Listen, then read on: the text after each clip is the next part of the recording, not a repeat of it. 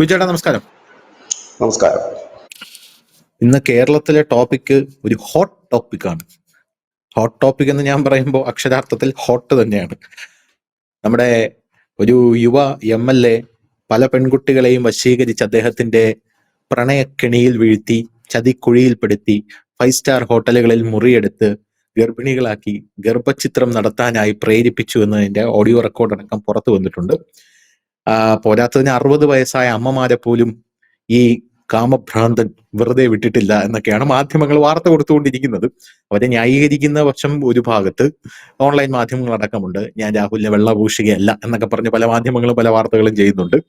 പിന്നെ ആ MLA താറടിക്കാൻ ശ്രമിക്കുന്നവർ വേറൊരു ഭാഗത്ത്, ഈ MLA പറ്റി നമുക്ക് നേരത്തെ അറിയാമായിരുന്നു എന്ന് പറഞ്ഞ് കൂടുതൽ രംഗത്തെത്തുന്ന സ്ത്രീകൾ വേറൊരു ഭാഗത്ത്. അങ്ങനെ പല കഥകളും ഇപ്പോൾ ആ MLA ആയിട്ട് ബന്ധപ്പെട്ട് പുറത്തു വന്നുകൊണ്ടിരിക്കുകയാണ്. പാലക്കാടുള്ള രാഹുൽ മാങ്കൂട്ടമാണ് MLA. അതെല്ലാവർക്കും അറിയാമായിരിക്കും. എന്തായാലും നമ്മുടെ ടോപ്പിക് അതല്ല, ഇതൊരു ഹോട്ട് ടോപ്പിക് ആയതുകൊണ്ട് ഇതിനെക്കുറിച്ചൊന്ന് പരാമർശിച്ചു പോയി എന്ന് മാത്രമേ ഉള്ളൂ. നമ്മൾ ഇന്നത്തെ ടോപ്പിക്ക് വളരെ ഇൻട്രസ്റ്റിംഗ് ആയിട്ടുള്ള ഒരു ടോപ്പിക്കാണ് ബിച്ചേട്ടാ. നമ്മൾ നേരത്തെ എടുത്തിട്ടുണ്ട്. ആക്ച്വലി ന്യൂസ് ഇന്ത്യ മലയാളമാണ് ഇത് കൊണ്ടുവന്നതും. വ്ളാഡിവസ്റ്റോക്ക് എന്ന് പറഞ്ഞൊരു നഗരത്തെക്കുറിച്ചാണ്. വ്ളാഡിവസ്റ്റോക്ക്. ഈ വ്ളാഡിവസ്റ്റോക്ക് എന്ന് പറയുമ്പോൾ റഷ്യയുടെ ഇങ്ങേ അറ്റത്തുള്ള ഒരു സിറ്റിയാണ്. സിറ്റി എന്ന് പറഞ്ഞാൽ സിറ്റി ആയിട്ടില്ല, സിറ്റി ആകാൻ പോവുകയാണ്. അവിടെ സിറ്റി പണിയുന്നത് ഇന്ത്യയാണ്. സാറ്റലൈറ്റ് സിറ്റിയാണ് ഇന്ത്യ അവിടെ പണിയുന്നത്. അവിടെ ഇന്ത്യ സിറ്റി പണിയുമ്പോൾ ചങ്കിടിക്കുന്നത് ചൈനയ്ക്കാണ്. ചൈനയ്ക്ക് അത് ചങ്കിടിക്കുന്നതിന്റെ പ്രധാനപ്പെട്ട കാര്യം എന്ന് പറയുമ്പോൾ ഇത് ചൈനയുടെ സ്ഥലമായിരുന്നു. ചൈനയുടെ ഗ്ലോബൽ ടൈംസ് ഇത് കേട്ടിട്ട് എഴുതി, ഇത് പണ്ട് ഞങ്ങളുടെ സ്ഥലമായിരുന്നു കേട്ടോ. അപ്പോഴേക്കും പുടിൻ 2 ന്യൂക്ലിയർ വെപ്പൺ എടുത്ത് പുറത്ത് വെച്ചപ്പോഴേക്കും അവന്മാര് പേടിച്ച് പിറകിലോട്ട് പിന്മാറി. അപ്പോ ഇന്ത്യയെ അങ്ങോട്ടേക്ക് വിളിച്ചിട്ടുണ്ട്. നിങ്ങൾ ഇവിടെ വന്ന് സാറ്റലൈറ്റ് സിറ്റി പണിയും, ഇവിടേക്ക് നിങ്ങളുടെ ഇന്ത്യക്കാരെ കൊണ്ടുവരും എന്നാണ് പറഞ്ഞിരിക്കുന്നത്. കുടിയേറൂ എന്നൊക്കെ പറഞ്ഞിട്ടുണ്ട്. അത് ഞങ്ങൾക്ക് സന്തോഷമുള്ള കാര്യമാണ്. സാറ്റലൈറ്റ് സിറ്റി പണി ഇതിപ്പൊ പണിയാനായിട്ട് നീക്കം നടത്തുന്നതല്ല. കുറച്ചു നാൾ മുമ്പ് പണിയാനായിട്ട് ഉള്ള ഒരു സെറ്റപ്പ് ഉണ്ടായിരുന്നു അവിടെ സാറ്റലൈറ്റ് സിറ്റിയൊക്കെ. പക്ഷെ നമ്മുടെ സർക്കാരിന്റെ ഒരു ദീർഘവീക്ഷണം ആലോചിച്ച് നോക്കണം. ഇപ്പോ അതിന് വലിയ പ്രാധാന്യം വന്നിരിക്കുകയാണ്. കാരണം ഇപ്പോ അമേരിക്ക തകർന്നാൽ നമ്മൾ ഇന്ത്യൻ സാധനങ്ങൾ വാങ്ങുമെന്ന് റഷ്യ പറഞ്ഞിരിക്കുകയാണ്. അതായത് അമേരിക്ക തകർന്നു കിട്ടിയാൽ പിന്നെ ഇന്ത്യ ആയിരിക്കും ലോകത്തിന്റെ ഹബ്ബ് എന്ന് പറയുന്നത് എല്ലാ കാര്യത്തിലും.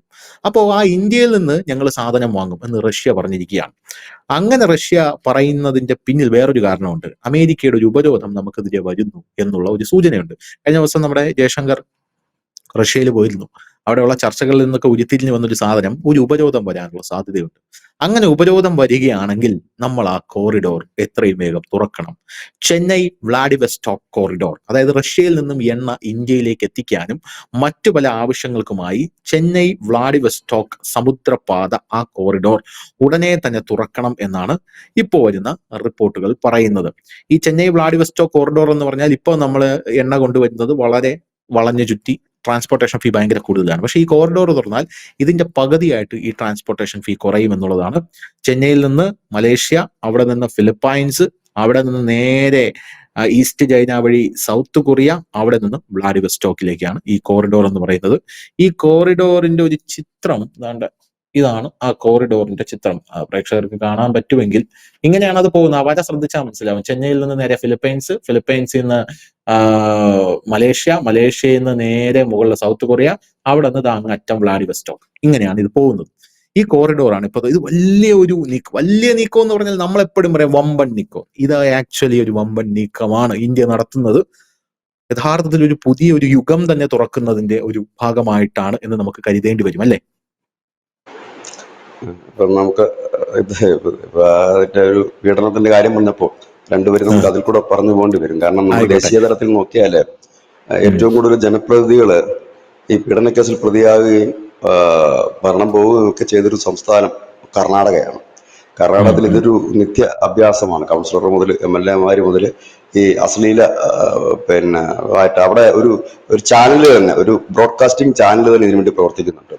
ആ ബ്രോഡ്കാസ്റ്റിംഗ് ചാനലിൽ നിരന്തരമായ പണി എല്ലാ ദിവസവും ഇതുപോലെ ഏതെങ്കിലും ഒക്കെ ഒരു ജനപ്രതിനിധിയുടെ ഇങ്ങനെയുള്ള സെക്സ് സ്കാൻഡൽസ് പുറത്തു വിടുക. ചിലത് തെളിവുണ്ടാകും, ചില തെളിവില്ല എന്നൊക്കെ പറഞ്ഞിട്ട് അത് പുറത്തു വിട്ടുകൊണ്ട് അവിടെ ഭരണം താഴെ പോയിട്ടുണ്ട്. അശ്ലീല വീഡിയോ നിയമസഭയിൽ ഇരുന്ന് കണ്ടിട്ട് ഭരണം പോയ ഇതൊക്കെ നമ്മൾ വായിച്ചതാണ്.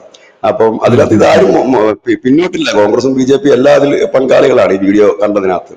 അപ്പം ഇതെല്ലാം ഇങ്ങനെയുണ്ട്. അങ്ങനെ പല പല അഭ്യാസങ്ങൾ നടക്കുന്നു.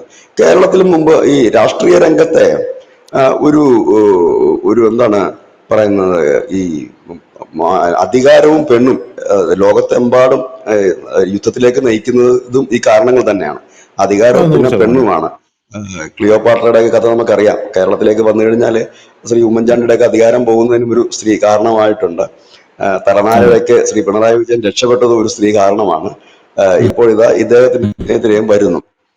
അതായത് ഇതിന്റെ ഒരു പ്രത്യേകത എന്ന് പറഞ്ഞു കഴിഞ്ഞാൽ ആരോപണങ്ങൾ അത് വന്നു കഴിഞ്ഞാൽ പൊതുപ്രവർത്തന രംഗത്ത് ഉള്ളവർക്ക് സംബന്ധിച്ച് അത് വലിയ ഡാമേജ് ഉണ്ടാക്കുന്നതാണ്. അത് ഈ മറ്റു സെലിബ്രിറ്റികളെ പോലല്ല പൊതുരംഗത്തുള്ളവർ. കാരണം അവര് പബ്ലിക്കായിട്ട് ഇടപെടുന്നവരാണ്. ഇപ്പോൾ സാധാരണപ്പെട്ട ഒരാൾക്ക് വരുന്ന ഒരു ആരോപണമോ ഇല്ലെങ്കിൽ പെണ്ണുകേസോ പോലെയല്ല ഇത് കുറെ കൂടെ ഗൗരവതരമാണ്. കാരണം ഭരണഘടനയിൽ തൊട്ട് സത്യം ചെയ്ത് അധികാരം ഏൽക്കുന്നവർ സ്വാഭാവികമായി തന്നെ അതിനോട് നീതി പുലർത്തേണ്ടതായിട്ടുണ്ട്. കാരണം അദ്ദേഹത്തിന്റെ ഓഫീസിലൊക്കെ ധാരാളം സ്ത്രീകൾ വരുന്നതാണ്. അപ്പൊ അദ്ദേഹം ഇത്തരക്കാരനാണ് എന്ന് പറഞ്ഞാൽ അദ്ദേഹത്തിന്റെ ഓഫീസിൽ എന്തെങ്കിലും കാര്യങ്ങൾ സാധിക്കുന്നൊക്കെ പോകുന്ന സ്ത്രീകളെ എല്ലാം അത് സംശയത്തിന്റെ നിഴലിൽ നിർത്തുന്ന ഒരു കാര്യമാണ്. നാളെ ഇപ്പോൾ എന്തെങ്കിലും ഒരു സ്ത്രീക്ക് ഒരു ആവശ്യവും അദ്ദേഹത്തിന്റെ ഓഫീസിൽ ചെല്ലുമ്പോൾ ഒരുപക്ഷെ ആൾക്കാർ മറ്റു തരത്തിലുള്ള കമന്റുകൾ പറയാനുള്ള സാധ്യതകളും കൂടുതലാണ്. ഇങ്ങനെ ഒരു സാഹചര്യം നിൽക്കുമ്പോൾ സ്വാഭാവികമായും അദ്ദേഹം രാജിവെക്കേണ്ടത് തന്നെയാണ് എന്നാണ് എൻ്റെ ഒരു ഇത്. കാരണം ഒരു പൊതുപ്രവർത്തനത്തിൽ നിൽക്കുമ്പോൾ നമുക്കറിയാം, പണ്ട് നമ്മുടെ കേരള നിയമസഭ PT ചാക്കോ അദ്ദേഹത്തിന്റെ കാറിലൊരു സ്ത്രീ കണ്ട എന്ന് പറഞ്ഞിട്ടായിരുന്നു അന്ന് ഒരു ഭരണം തന്നെ അദ്ദേഹത്തിന് താഴെയിറക്കിയ ഭരണം തന്നെ പോയി. ഒടുവിൽ അദ്ദേഹം ഹൃദയാഘാതം മൂലം മരിക്കേണ്ട ഒരു സാഹചര്യം ഉണ്ടായി. ഇന്നും അതൊരു അത്ഭുതമായി തന്നെ നിൽക്കുന്നു. നമ്മൾ കേട്ടറിവുകൾ നമ്മുടെയൊക്കെ ഞാൻ ജനിച്ചിട്ട് പോലും ഇല്ലാത്ത ഒരു കാലത്തെ കഥയാണ് ഞാൻ ഇത് പറയുന്നത്. അപ്പോൾ അന്ന് ഒരുപക്ഷെ പ്രേക്ഷകരിൽ പലരും സീനിയറായിട്ട് ആരെങ്കിലും ഉണ്ടെങ്കിൽ അവർക്കത് മനസ്സിലാകും. അന്ന് ആ സ്ത്രീയെ തൃശ്ശൂർ DCC ഓഫീസിൽ നിന്ന് അതോ കോഴിക്കോടാണെന്ന് തോന്നുന്നു, അന്ന് അവിടെ നിന്ന് ഇദ്ദേഹം മന്ത്രിയായിരുന്നല്ലോ. ഇദ്ദേഹം പോകുമ്പോൾ കാറിലേക്ക് വരുന്നോ എന്ന് ചോദിച്ചു. അന്ന് കാറൊക്കെ വളരെ ഒരു അപൂർവ സംഭവമാണ്. അത് കാറിലേക്ക് കയറ്റിക്കൊണ്ട് പോകുന്ന വഴിക്ക് ഒരു ആക്സിഡന്റ് സംഭവിക്കുന്നു. ആക്സിഡന്റ് സംഭവിക്കുമ്പോൾ ഈ ഓടിക്കൂടുമ്പോൾ ഈ വാഹനത്തിനകത്ത് അന്ന് ഈ ചാനലുകളും യൂട്യൂബൊന്നും ഇല്ല. ബ്രോഡ്കാസ്റ്റിംഗ് ചാനലുകൾ ഒരു ദൂരദർശൻ മാത്രം അന്ന് പിച്ച വെച്ച് തുടങ്ങുന്ന കാലമാണ്. അപ്പോൾ ഈ സ്ത്രീ ഉണ്ട് എന്ന് പറഞ്ഞുകൊണ്ട് വലിയ കോലാഹലം ഉണ്ടാകുന്നു. അങ്ങനെ PT ചാക്കോ ആണ് എന്നാണ് എൻ്റെ വിശ്വാസം.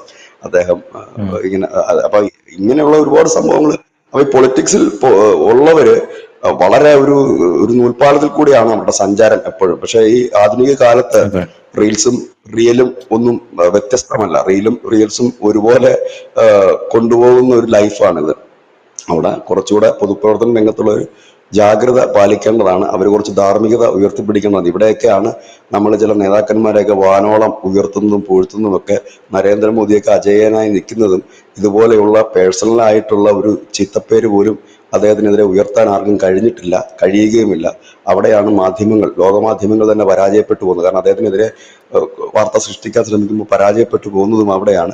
കേരളത്തിലടക്കം അനവധി നേതാക്കൾ ഇപ്പോഴും ജനമനസ്സിൽ സ്വാധീനം ഉറപ്പിച്ച് നിൽക്കുന്നതിന്റെ പിന്നിലും ഇങ്ങനെ, അതായത് അവരുടെ വ്യക്തി ജീവിതത്തിൽ അവർക്കൊരു കറയില്ല എന്നുള്ളതാണ്. ഒരുപക്ഷെ പാർട്ടിയുടെ പേരിൽ അവർ ചിലപ്പോൾ അഴിമതിയുടെ ഒക്കെ കൂട്ടു നിന്നിട്ടുണ്ടാകാം. ഏതായാലും നമുക്ക് ഇനിയിപ്പോ നമ്മുടെ സബ്ജക്റ്റിലേക്ക് വരാം. അപ്പം ഇപ്പൊ കഴിഞ്ഞ ദിവസം അമേരിക്ക പൊടുന്നനെ, അതായത് നമുക്ക് ഈ ഓഗസ്റ്റ് 27-നാണ് നമുക്ക് രണ്ടാം ഘട്ട താരിഫ് പ്രഖ്യാപിച്ചിരുന്നത്. നേരത്തെ ആദ്യം 25 പ്രഖ്യാപിച്ചു. പിന്നീട് ഈ റഷ്യയിൽ നിന്ന് എണ്ണ വാങ്ങുന്നതിൽ ഒരു 25 കൂടെ അധികം പ്രഖ്യാപിച്ചു. അങ്ങനെ 50% പ്രഖ്യാപിച്ചു. പക്ഷെ എന്നിട്ട് ട്രംപ് പറഞ്ഞു, അലാസ്കയിലെ ചർച്ച കഴിഞ്ഞപ്പോൾ ട്രംപ് പറഞ്ഞു, തൽക്കാലം ഞാനത് ഇംപ്ലിമെന്റ് ചെയ്യുന്നില്ല, ഞാൻ കാര്യങ്ങളൊക്കെ നോക്കട്ടെ, 2-3 ആഴ്ചക്കുള്ളിൽ തീരുമാനം എടുക്കാമെന്ന്. പക്ഷെ എനിക്ക് തോന്നുന്നു അലാസ്ക ചർച്ചയും പിന്നീട് നടന്ന ചർച്ചയെല്ലാം പൊളിഞ്ഞടങ്ങിയതിന്റെ ഭാഗമായിരിക്കാം കഴിഞ്ഞ ദിവസം ട്രംപ് വീണ്ടും ഇന്ത്യക്കെതിരെ 50% താരിഫ് പ്രഖ്യാപിച്ചു. താരിഫ് നടപ്പാക്കി തുടങ്ങി 50%. അപ്പം പക്ഷെ ഒരു നനഞ്ഞ പടക്കം എന്നുള്ളതാണ് എല്ലാവരും പറയുന്നത്. അതിന് തൊട്ടു പിന്നാലെ നമ്മുടെ ഇന്ത്യയിലുള്ള റഷ്യൻ അംബാസഡർ ഒരു വീഡിയോ പോസ്റ്റ് ചെയ്തു. അദ്ദേഹത്തിന്റെ ഒരു വീഡിയോ. അദ്ദേഹം പറഞ്ഞ കാര്യം, ഞങ്ങളുടെ കൂടെ ഈ പ്രതിബന്ധങ്ങളിൽ എല്ലാം നേരിട്ടുകൊണ്ട്, ഈ ശത്രുത എല്ലാം നേരിട്ടുകൊണ്ട് ഞങ്ങളുടെ ഒപ്പം നിൽക്കുന്ന രാജ്യമാണ് ഇന്ത്യ. അവരെക്കാലത്ത് നിന്നിട്ടുണ്ട്, ഞങ്ങളും അവരോടൊപ്പം നിലകൊള്ളുക തന്നെ ചെയ്യും. അതായത് ഒരിക്കലും ഞങ്ങൾ ഇന്ത്യക്കെതിരെ ശബ്ദിക്കുകയോ വിരോധം പ്രഖ്യാപിക്കുകയോ ഒന്നും ഞങ്ങൾ ചെയ്യില്ല എന്ന് മാത്രമല്ല, ഇന്ത്യയെ ഞങ്ങൾ ചേർത്ത് പിടിക്കുന്നു എന്ന്. അതിനു മുമ്പ് ഒരു ഇന്റർനാഷണൽ ലേഖനം ഞാൻ വായിച്ചിരുന്നു. അപ്പൊ അതിൽ പറയുന്നുണ്ട്, റഷ്യയെ സംബന്ധിച്ച് ചൈനയല്ല അവരുടെ പങ്കാളി, ഇന്ത്യയാണ്. കാരണം ഏറ്റവും വിശ്വസ്തരായ പങ്കാളിയായിട്ടാണ് ഇന്ത്യയെ കാണുന്നത്. അതിന് കാരണം ഈ കുറച്ച് ദിവസങ്ങൾക്ക് മുമ്പാണ് റഷ്യയിൽ നിന്ന് അവരുടെ ഒരു ഉദ്യോഗസ്ഥരെ ചൈനയ്ക്ക് വേണ്ടി ചാരപ്പണി ചെയ്തതിന് അറസ്റ്റ് ചെയ്തത്. അതിൽ ഒന്ന് രണ്ട് കാര്യങ്ങളുണ്ട്. ഒന്ന്, റഷ്യക്ക് ഇന്ത്യയുമായി അതിർത്തിയില്ല. രണ്ട്, ഈ റഷ്യയുടെ ആയുധങ്ങൾ 60% വാങ്ങുന്ന ഇന്ത്യയാണ്. ചൈന അത്ര ആയുധങ്ങൾ റഷ്യയുടെ കയ്യിൽ നിന്ന് വാങ്ങുന്നില്ലെന്ന് മാത്രമല്ല, റഷ്യയും ചൈനയും തമ്മിൽ ഒരു യുദ്ധം പോലും നടന്നിട്ടുള്ളതാണ്. അപ്പൊ അവരത്ര ഒരു അടുപ്പത്തിൽ കാണുന്നില്ല. ഇപ്പോൾ കാര്യം സാധിക്കാൻ വേണ്ടി എണ്ണ വാങ്ങുന്നു എന്ന് തന്നെയാണ് റഷ്യൻസും കരുതുന്നത്. പക്ഷെ ഇന്ത്യയുടെ കാര്യം അങ്ങനെയല്ല. നമുക്കറിയാം, നമ്മുടെ മലയാളി ബ്ലോഗേഴ്സ് ഒക്കെ റഷ്യയിൽ ചെന്ന് കഴിയുമ്പോൾ അവർ ഈ ഹിന്ദി സിനിമ താരങ്ങൾ അമിതാഭ് ബച്ചന്റെയും രാജേഷ് ഖന്നയുടെയും ഒക്കെ പേര് ചോദിച്ചുകൊണ്ടും ഹിന്ദി പാട്ടുകൾ ആലപിച്ചുകൊണ്ടും ഒക്കെ റഷ്യൻസ് അവിടെ അവർ കാണിക്കുന്ന ഇന്ത്യൻ സ്നേഹം നമുക്ക് കാണാൻ കഴിയും. അപ്പം ഇന്ത്യൻ സിനിമകൾ സ്വാധീനിച്ച ഒരുപാട് രാജ്യങ്ങളുണ്ട് ഈ നോർത്ത് ഹിന്ദി സിനിമകൾ. അത് ഇറാന്, അഫ്ഗാനിസ്ഥാൻ, റഷ്യ, ഇതെല്ലാം അത്തരത്തിൽ തന്നെയാണ്. അപ്പോൾ അംബാസഡർ പറഞ്ഞത് ഞങ്ങൾ കൈവിടില്ല, അതിനുള്ള മാർഗം ഞങ്ങൾ നോക്കുമെന്ന് പറഞ്ഞു. അപ്പൊ കഴിഞ്ഞ ദിവസം അതെ ഇന്നലെ നമ്മുടെ ഈ വാങ് യി, ചൈനയുടെ വിദേശകാര്യമന്ത്രി ഇന്ത്യയിൽ എത്തിയപ്പോൾ അതേ സമയത്ത് തന്നെ നമ്മുടെ എസ് ജയശങ്കർ റഷ്യയിലെത്തി അവിടുത്തെ വിദേശകാര്യമന്ത്രിയെ കണ്ടിരുന്നു. അവിടെ അവരൊരു കരാറിന് അന്തിമ രൂപം നൽകിയതായിട്ടാണ് ഇപ്പോൾ പുറത്തു വരുന്ന വാർത്ത. നമ്മൾ UK-യുമായിട്ട് ഒപ്പുവെച്ച കരാറിന് സമാനമായിട്ട് ഒരു ഫ്രീ ട്രേഡിംഗ് കരാറ്, ഇതിന് തൊട്ടു പിന്നാലെ റഷ്യയിൽ ഒരു ആഹ്വാനം നൽകിയിരിക്കുകയാണ്. റഷ്യയിലുള്ള എല്ലാ വ്യാപാരികളും ഇന്ത്യൻ ഉൽപ്പന്നങ്ങൾ കൂടുതൽ വാങ്ങണം എന്നൊരു ആഹ്വാനം ഒഫീഷ്യലായിട്ട് തന്നെ റഷ്യ നൽകി കഴിഞ്ഞിരിക്കുന്നു. റഷ്യ പറയുന്നത്, നിങ്ങളുടെ എല്ലാ ഉൽപ്പന്നങ്ങളും, നിങ്ങൾ അമേരിക്കയ്ക്ക് കയറ്റി അയക്കാൻ വെച്ചിരുന്ന എല്ലാ സാധനങ്ങളും ഇവിടെ കൊണ്ടുവരൂ, ഇവിടെ വിറ്റഴിക്കാം എന്ന് പറയുന്നു. ഒപ്പം തന്നെ അവർ പറയുന്നത് വലിയൊരു കാര്യം കൂടിയുണ്ട്. ഇപ്പോൾ ഈ താരിഫാണ് ട്രംപ് പ്രഖ്യാപിച്ചിരിക്കുന്നത്. ഈ താരിഫിനപ്പുറത്തേക്ക് ഉപരോധം വരും, അതിൽ യാതൊരു ഡൗട്ടും ഇല്ല. ഉപരോധം വരും എന്ന് പറയുമ്പോൾ അതിൽ നിന്ന് വ്യക്തമാകുന്ന ഒരു കാര്യം, ഈ യുദ്ധം ഒന്നും ഉടനെ തീരില്ല എന്നുള്ളതല്ലേ വ്യക്തം. അപ്പം ഉപരോധം എന്ന് പറയുമ്പോൾ എന്താ ട്രംപ് ഉദ്ദേശിക്കുന്നത്? എന്ത് രീതിയിലായിരിക്കും ഉപരോധിക്കാൻ പോകുന്നത്? അല്ല, ഉപരോധം എന്ന് പറയുമ്പോഴത്തേനും നമ്മളുമായിട്ട് ഈ ഉപരോധമുള്ള ഒരു രാജ്യത്തേക്ക് ട്രേഡിംഗ് നടത്താൻ ആരും തയ്യാറായില്ല. ഒന്ന്, ഷിപ്പുകൾക്ക് ഉപരോധം ഏർപ്പെടുത്തും. അതായത് ഷിപ്പുകൾ എന്ന് പറയുന്നത് ഞാൻ മുമ്പും പറഞ്ഞിട്ടുണ്ട്, നമ്മുടെ മിക്കവാറും രാജ്യങ്ങൾക്ക് സ്വന്തമായി ഷിപ്പില്ല. ഇപ്പൊ നമുക്ക് തന്നെ ഇപ്പൊ എണ്ണ കൊണ്ടുവരാനായിട്ട് നമ്മുടെ രാജ്യത്തിന് സ്വന്തമായിട്ടുള്ള 6ഓളം എണ്ണ ടാങ്കറുകളാണ് ഉള്ളത്, ഷിപ്പുകളാണ് ഉള്ളത്. ബാക്കിയൊക്കെ നമ്മളിപ്പോ ഈ അദാനി ആയാലും അംബാനി ആയാലും അങ്ങനെയുള്ള പ്രൈവറ്റ് ഗ്രൂപ്പുകളുടെ ഷിപ്പുകളാണ് നമ്മുടെ ഈ ട്രേഡിങ്സിന് വേണ്ടി ഉപയോഗിക്കുന്നത്. ഇതുപോലെയാണ് എല്ലാ രാജ്യങ്ങളും. അവർ സ്വന്തമായിട്ട് അല്ല ഷിപ്പുകൾ, അവരുടെ രാജ്യത്തുള്ള പ്രൈവറ്റ് ഷിപ്പുകളുണ്ട്. അതായത് ഈ രാജ്യത്ത് രജിസ്റ്റർ ചെയ്തിട്ടുള്ള പല പല ആവശ്യങ്ങൾക്കുള്ള ചരക്ക് ഗതാഗതത്തിനുള്ള ഷിപ്പുകളുണ്ട്. ഈ ഷിപ്പുകളെ ആശ്രയിച്ചിട്ട് തന്നെയാണ് എല്ലാവരും ട്രേഡിംഗ് നടന്നു. അപ്പൊ ഈ ബാൻ വന്നു കഴിഞ്ഞുള്ള കുഴപ്പം, ഈ ഷിപ്പുകൾക്ക് മറ്റ് രാജ്യങ്ങൾ, അതായത് ഇപ്പൊ റഷ്യയിൽ നിന്ന് എണ്ണ കൊണ്ടുവന്നു കഴിഞ്ഞാൽ ഈ ഷിപ്പിംഗ് കമ്പനിക്കാണ് ബാധകമാകും. അപ്പൊ ഈ ഷിപ്പിംഗ് കമ്പനിക്ക് മറ്റൊരു രാജ്യത്ത്, ഇപ്പൊ സൗദിയിൽ പോയിട്ടോ ദുബായിൽ പോയിട്ടോ ചരക്കെടുക്കാനോ പറ്റില്ല. അപ്പൊ നാളെ റഷ്യയുടെ എണ്ണ കിട്ടാത്തൊരവസ്ഥ വന്നാൽ ഈ ഷിപ്പ് കെട്ടിയിടേണ്ടതായ ഒരു സാഹചര്യം വരും. അതുകൊണ്ട് എന്ത് വരുന്നു, ഷിപ്പിംഗ് കമ്പനികൾ ഇതിനു വേണ്ടി ഇറങ്ങിത്തിരിക്കത്തില്ല എന്നുള്ളത് ഒന്നാമത്തെ കാര്യം. മറ്റു രാജ്യങ്ങൾ നമ്മളുമായി ട്രേഡ് ചെയ്യുന്നതിൽ നിന്നും ഇതിനെ വിലക്കും. ഉപരോധമുള്ള രാജ്യത്ത് ട്രേഡ് ചെയ്യാൻ പറ്റില്ല. മുമ്പ് നമുക്ക് 1998 ഒരു ഉപരോധം വന്ന നമ്മുടെ മറ്റേ പരീക്ഷണം നടന്ന സമയത്ത് അമേരിക്കയുടെ, അന്ന് നമ്മൾ ഇത്ര ശക്തമൊന്നുമല്ല, ദുർബലമായിരുന്നു. ആ സമയത്ത് നമ്മൾ അതിനെ അതിജീവിച്ചതൊക്കെയാണ്. ഇറാൻ ഉപരോധം നേരിടുന്ന ഒരു രാജ്യമാണ്, റഷ്യ പലവട്ടം ഉപരോധം നേരിടുന്ന രാജ്യമാണ്, വെനസ്വേല ഉപരോധം നേരിടുന്ന രാജ്യമാണ്. അങ്ങനെ ഇവരുടെ ഉപരോധം നേരിടുന്ന ഒരുപാട് രാജ്യങ്ങൾ നമ്മുടെ ലോകത്ത് ഉണ്ട്. അപ്പോൾ ഉപരോധങ്ങൾ ഒരു വഴിക്ക് കിടക്കും, ബാക്കിയുള്ള കച്ചവടം ഇപ്പൊ നാലുപാടും എല്ലാവരും നിന്ന് ഉപരോധിക്കുന്ന ഒരു രാജ്യമാണ് ഉത്തര കൊറിയ. അതൊന്നൊരു ഉദാഹരണമാക്കി എടുത്താൽ മതി. അപ്പോ ഇങ്ങനെ പോകുന്ന ഒരു കാര്യമുണ്ട്. അപ്പോ അതിനൊരു മറുപടി ക്ലിയർ ആയിട്ട് തന്നെ റഷ്യ പറഞ്ഞിരിക്കുന്നു, ഇനി ഏത് ഉപരോധങ്ങൾ വന്നാലും ഞങ്ങളുടെ വ്യാപാരം നടക്കും, അതിനുള്ള റൂട്ടുകൾ ഞങ്ങൾ പണ്ടേ ക്ലിയർ ചെയ്ത് വെച്ചിരുന്നു എന്ന് പറഞ്ഞുകൊണ്ട് ആ റൂട്ടുകളെ കുറിച്ചൊരു സമഗ്രമായിട്ടുള്ള ഒരു ഡീറ്റെയിൽസ് അവര് പറഞ്ഞു കഴിഞ്ഞിരിക്കുന്നു. വടക്ക് തെക്ക് ഗതാഗത ഇടനാഴി അതിലൊന്ന് വടക്ക് തെക്ക് ഗതാഗത ഇടനാഴി, 2 വടക്കൻ കപ്പൽപാത, 3 ചെന്നൈ വ്ളാഡിവസ്റ്റോക്ക് ഇടനാഴിയാണ്.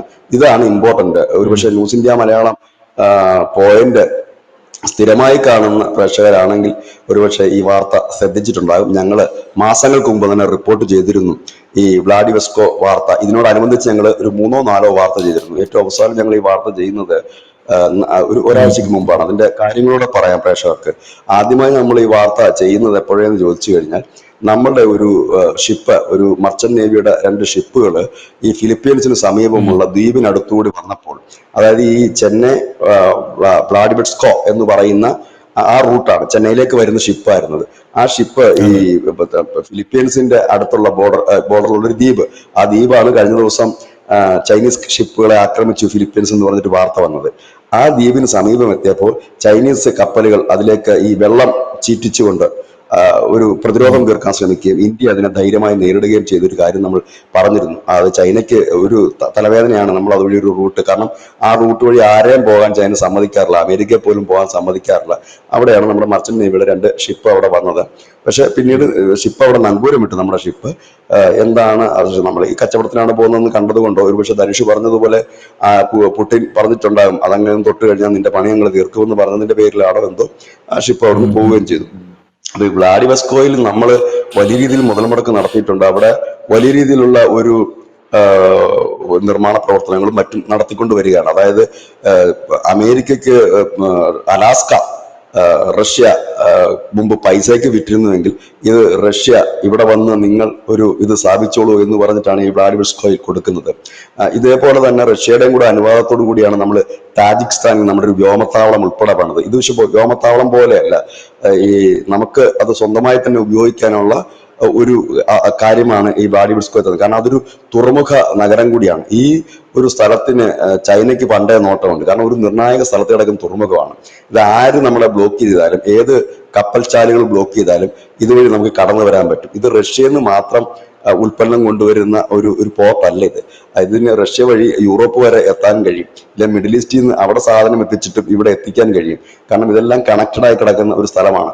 അപ്പം ഇതിന് ഞങ്ങൾ എന്ത് വന്നാലും ഇതുവഴി നടത്തുമെന്ന് റഷ്യ പറയുമ്പോൾ അതിനർത്ഥം റഷ്യ രണ്ടും കൽപ്പിച്ച് തന്നെയാണ്. അതായത് ഇന്ത്യയുമായി കച്ചവടം നടത്താൻ ഇനി മറ്റേതെങ്കിലും പ്രതിബന്ധമുണ്ടെങ്കിൽ അതും തകർത്തെറിയും ഞങ്ങൾ. അതായത് ഉപരോധമൊക്കെ അവിടെ കിടക്കും. ഇനി സൈനികപരമായിട്ടാണെങ്കിൽ രണ്ടും കൽപ്പിച്ചു. എനിക്ക് തോന്നുന്നത് ഒരുപക്ഷെ ഇപ്പം ഏതെങ്കിലും ഒരു രാജ്യം ഇന്ത്യക്കെതിരെ ഒരു യുദ്ധഭീഷണി അങ്ങനെ മുഴക്കുകയാണെങ്കിൽ ഇപ്പോഴത്തെ ഒരു സാഹചര്യത്തിൽ റഷ്യ വളരെ ഓപ്പൺലി അതിനെ എതിർത്ത് രംഗത്ത് വരും എന്ന് തോന്നുന്ന ഒരു സാഹചര്യം വരും. ഏതായാലും അതിന് തൊട്ട് പിന്നാലെ ഇപ്പൊ ഈ ഒരു ചർച്ച നടന്നതിന് തൊട്ട് പിന്നാലെ നമ്മുടെ ബഹുമാനപ്പെട്ട വിദേശകാര്യമന്ത്രി എസ് ജയശങ്കർ അദ്ദേഹത്തിന്റെ എക്സ് പോസ്റ്റിൽ മറ്റൊരു ആഹ്വാനം കൂടെ നൽകിയിരുന്നു. അദ്ദേഹം ഈ റഷ്യൻ ബിസിനസ്സുകാരെ, അതായത് റഷ്യൻ കമ്പനീസിനെ ഇന്ത്യയിലേക്ക് ക്ഷണിച്ചിരിക്കുകയാണ്. ഇന്ത്യയിലേക്ക് റഷ്യൻ കമ്പനീസിന് വരാൻ വലിയ താല്പര്യമാണ്. കാരണം ഒന്നാമത്തെ കാര്യം, റഷ്യയിൽ അവർക്ക് മുമ്പോട്ട് പോകാൻ കഴിയാത്തൊരു സാഹചര്യമുണ്ട് സാമ്പത്തികമായിട്ടൊക്കെ. കാരണം അവിടെ ടെക്നോളജി ഉണ്ട്, മിഷനറി ഉണ്ട്. അപ്പൊ അത് ഇന്ത്യയിലേക്ക് കൊണ്ടുവന്ന് കൂടുതൽ കച്ചവടം വ്യാപിപ്പിക്കാൻ വേണ്ടിയിട്ടാണ്. അപ്പൊ അങ്ങനെയുള്ള ഒരു ഓപ്പൺലി കഴിഞ്ഞ ദിവസം എസ് ജയശങ്കർ ക്ഷണിച്ചിരുന്നു. നിങ്ങളെല്ലാം ഇന്ത്യയിലേക്ക് വരൂ, ഇവിടെ നിങ്ങൾക്ക് തുടങ്ങാമല്ലോ. കാരണം പല രാജ്യങ്ങളിൽ നിന്നുള്ളവർ ഇന്ത്യയിൽ കമ്പനികൾ സ്ഥാപിച്ചു തുടങ്ങിയിട്ടുണ്ട്, നിങ്ങൾക്ക് വരാമല്ലോ എന്ന് പറഞ്ഞ് വിളിച്ചിരുന്നു. ഇത് ഏതായാലും വലിയൊരു അടുപ്പത്തിലേക്കാണ് പോകുന്നത്. ഇവിടെ എല്ലാവരും ചോദിക്കുന്ന ഒരു ചോദ്യമുണ്ട്, സ്വാഭാവികമായിട്ട് ഞാൻ എപ്പോഴും ആവർത്തിക്കുന്നത് പോലെ, റഷ്യക്ക് ചൈനയോടല്ല സ്നേഹം എന്ന് വെച്ചാൽ അതെനിക്ക് തോന്നുന്നു കമ്മ്യൂണിസത്തിന്റെ കാര്യം. റഷ്യയിലൊക്കെ കമ്മ്യൂണിസം പോയിട്ട് 10-45 വർഷമായി. അപ്പം അതല്ല, അതിനപ്പുറത്തേക്ക് ഇന്ത്യ തന്നെയാണ് ഫസ്റ്റ് പ്രയോറിറ്റിയും. അവരുടെ ചങ്കും ഇന്ത്യ തന്നെയാണ്. അതിന് അനവധി കാരണങ്ങളുണ്ട്. ഒന്ന്, ചൈനയുമായി റഷ്യക്ക് അതിർത്തി പ്രശ്നമുണ്ട്, യുദ്ധം ചെയ്തവരാണ്. ഈ അടുത്ത കാലത്ത് ചൈനീസ് ചാരന്മാരെ റഷ്യയിൽ നിന്ന് പിടികൂടിയിരുന്നു. അത്ര ഒരു സുഖകരമായ ബന്ധമല്ല. റഷ്യ ചൈനയ്ക്ക് ആയുധം കൊടുക്കുമ്പോഴും സോഴ്സ് കോഡ് കൊടുക്കാറില്ല. S-400 ഒക്കെ പേരിൽ ചൈന മുറുമുറുത്തതൊക്കെ നമ്മൾ ഇതിനകത്ത് പോയിന്റിൽ വാർത്തയാക്കിയിട്ടുണ്ട്. ഏതായാലും നമ്മൾ മുമ്പ് പറഞ്ഞിരുന്ന ആ ഒരു സ്ഥലവും അതിന്റെ പ്രാധാന്യം ഇപ്പോൾ ഒന്നുകൂടി വ്യക്തമാകുന്നു. ഇന്ത്യ പത്തിമുടക്കാൻ തയ്യാറല്ല എന്ന് മാത്രമല്ല, റഷ്യ എന്ന് പറയുന്ന വൻ ശക്തിക്കൊപ്പം ഈ പ്രതിസന്ധി ഘട്ടത്തിലും, നമുക്ക് ഒരുപാട് തിക്താനുഭവങ്ങൾ നേരിടുന്ന ഘട്ടത്തിലും, നമുക്ക് ഒരുപാട് ഭീഷണികൾ നേരിടുന്ന ഘട്ടത്തിലും നമ്മൾ നമ്മുടെ ഏറ്റവും വിശ്വസ്തനായ പങ്കാളിയോട് നിൽക്കുമ്പോൾ ആ പങ്കാളി അതിനകത്ത് 101% ആത്മാർത്ഥതയോടുകൂടി തന്നെയാണ് നിൽക്കുന്നത്. അവര് പറയുന്നത് എന്തിനും ഏതിനും ഇന്ത്യക്കൊപ്പം. ഒപ്പം തന്നെ നമ്മൾ കഴിഞ്ഞ ദിവസം റഷ്യ അവരുടെ ക്രൂഡ് ഓയിൽ 5% വിലക്കുറവിൽ ഇന്ത്യക്ക് നൽകാൻ തീരുമാനിച്ചു. അത് തന്നെ ഒരു വലിയ കാര്യമാണ്. ധനുഷ് ചിന്തിക്കേണ്ട ഒരു കാര്യമുണ്ട്. നമുക്ക് ഈ താരിഫിന്റെ വർധന വരുമ്പോൾ നമുക്കുണ്ടാകുന്ന നഷ്ടം നമുക്ക് പല രീതിയിൽ നികത്തേണ്ടതായിട്ടുണ്ട്. അപ്പോഴെന്ത് ചെയ്ത് അത് നികത്തുന്നതിന് ഉതകുന്ന തരത്തിലാണ് ഈ 5%. അതായത് ഒരു 100 രൂപയ്ക്ക് മേടിച്ചിരുന്ന ക്രൂഡ് ഓയിൽ, ഞാനൊരു ഉദാഹരണം പറയാം, അതിലൊരു 5 രൂപ കുറഞ്ഞു കിട്ടുകയും നമ്മൾ വിചാരിക്കും ഇതൊരു ചെറിയ ശതമാനമല്ല. പക്ഷെ ചെറിയ ശതമാനമല്ല. നമ്മളിപ്പോൾ ഏതാണ്ട് 20 ലക്ഷത്തോളം ബാരലാണ് ഡെയിലി പർച്ചേസ് ചെയ്യുന്നത്. അപ്പം ഒരു ബാരലിന്റെ പുറത്തേക്ക് $5 കുറയുകയെന്ന് വെച്ചാൽ മൊത്തം വിലയുടെ 5%, 5 രൂപ കുറയുകയാണ്. ആ 5 രൂപ കുറയുന്നതെന്ന് പറഞ്ഞാൽ ഇത്രയും ലക്ഷത്തിലേക്ക് കാൽക്കുലേറ്റ് ചെയ്യുമ്പോൾ നല്ലൊരു തുകയാണ് ഈ അവിടുന്ന് എണ്ണ കൊണ്ടിരുന്ന ഷിപ്പിംഗ് കമ്പനികൾക്കുള്ളത്. ഇന്ത്യൻ കോർപ്പറേഷൻ ആയാലും, റിലയൻസ് ആയാലും, ഭാരത് പെട്രോളിയം ആയാലും ഒക്കെ ഉണ്ടാകുന്നത്. ഏതായാലും അമേരിക്കയുടെ ഒരു എല്ലാവിധ പ്ലാനുകളും പൊളിഞ്ഞൊടുങ്ങുന്ന ഒരു കാഴ്ചയാണ്. ഇപ്പോൾ തന്നെ അമേരിക്കയിലെ സാമ്പത്തിക വിദഗ്ധരടക്കം, അവരുടെ മുൻ US സെനറ്റർ അടക്കം, US അവരുടെ അംബാസിഡർ അടക്കം പറയുന്നത് നിങ്ങൾ ഈ ചെയ്ത മണ്ടത്തരമാണെന്ന് നിങ്ങൾക്ക് അധികം വൈകാതെ ബോധ്യം വരും എന്ന് പറയുന്ന ഒരു സാഹചര്യത്തിലേക്ക് പോകുന്നു. എനിക്ക് തോന്നുന്നു റഷ്യയുടെയും കൂടെ ഒരു ഇടപെടൽ കൊണ്ടാണ് ഇപ്പോൾ ചൈന വളരെ വേഗം ഇന്ത്യയുമായിട്ടുള്ള അതിർത്തി തർക്കങ്ങൾ പരിഹരിക്കാൻ ഒരു നീക്കം നടക്കുന്നത്. കാരണം ചൈനയെ സംബന്ധിച്ചും ഇന്ത്യ ഒരു നിർണായക ഘടകമാണ്. ഇപ്പൊ ചൈന ഇല്ലെങ്കിലും ഇന്ത്യക്ക് മുൻപോട്ട് പോകാൻ കഴിയും, പക്ഷെ ഇന്ത്യ ഇല്ല ചൈനയ്ക്ക് പോകാൻ കഴിയില്ല ഇപ്പോഴത്തെ സാഹചര്യത്തിൽ. കാരണം ഉൽപ്പന്നം ഉണ്ടാക്കി വിറ്റ് ജീവിക്കുന്ന ഒരു രാജ്യമാണ് ചൈന. അപ്പോൾ ഇപ്പോൾ തന്നെ അവർക്ക് റയർ മെറ്റൽസും മറ്റുമുണ്ട്. കഴിഞ്ഞ ദിവസം റയർ മെറ്റൽസ് ഇന്ത്യക്ക് കൊടുക്കുമെന്ന് പറഞ്ഞത് അവരുടെ ഒരു ഔദാര്യമായി കാണേണ്ട കാര്യമില്ല. കാരണം ഇന്ത്യ ഓൾറെഡി വിവിധ രാജ്യങ്ങളുമായിട്ട് റയർ മെറ്റൽസിനുള്ള കരാർ ഒപ്പിട്ടിരിക്കുന്നതും കൂടി ഒരു സാഹചര്യമുണ്ട്. ഈ സാഹചര്യത്തിൽ നമുക്ക് ചൈനയ്ക്ക് അത് മുമ്പ് തന്നെ അറിയാം ഇന്ത്യയെ അങ്ങനെ ഭീഷണിപ്പെടുത്തി മുമ്പോട്ട് പോകാൻ കഴിയില്ല എന്നുള്ളത്. ഏതായാലും ലോകക്രമം മാറി മറിയുന്നു. ധനുഷ് സൂചിപ്പിച്ചതുപോലെ ഇന്ത്യ അതിന്റെ ഒരു നായക പദവിയിലേക്ക് ഇതിലേക്ക് പോകുന്നു. ദൈവം അനുഗ്രഹിച്ച ഒരുപക്ഷെ സെലൻസ്കിയും പുടിനും തമ്മിലുള്ള സമാധാന ചർച്ചയ്ക്ക് ഇന്ത്യ മുൻകൈ എടുക്കുമായിരിക്കാം.